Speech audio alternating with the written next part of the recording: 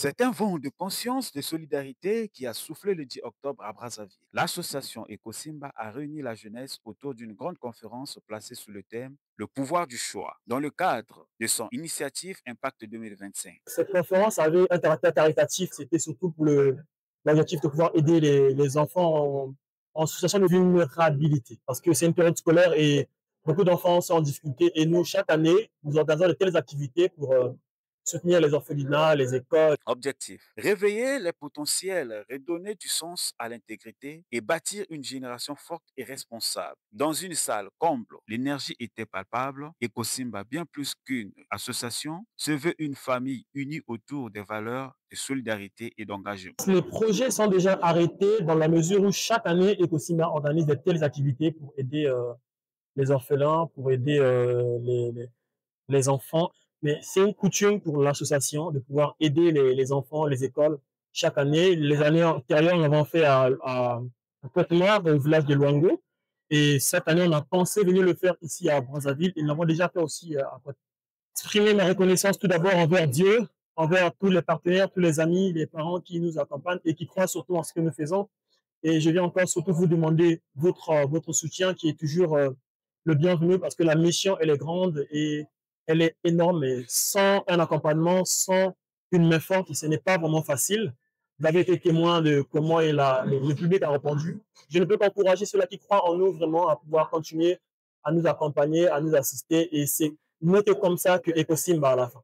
Les échanges ont permis de remettre en question certaines mentalités et de rappeler que chaque choix posé aujourd'hui construit la réalité de demain. Des messages inspirants portés par une jeunesse décidée à agir. En résumé, c'est l'intégrité, c'est une valeur que de plus en plus notre jeunesse est en train de perdre. Donc, c'était important de pouvoir rappeler que c'est une valeur qui peut nous rehausser, nous ramener vers le haut et non pas la malhonnêteté. Parce que très souvent, on choisit la malhonnêteté parce que c'est la voie de la facilité. L'intégrité, c'est plutôt la voie de la difficulté, mais qui nous mène vers le plus haut sommet. Donc, qui fait en sorte que les entreprises puissent avoir des fondements solides. Et donc, c'est de ça dont on a parlé pour encourager la jeunesse à pouvoir choisir l'intégrité contre la maladie. En tant que dernier mot, c'est que les jeunes, par rapport à cette conférence surtout, c'est très important de participer aux conférences et parce que les conférences changent notre mentalité, notre façon d'être, notre façon de voir des choses.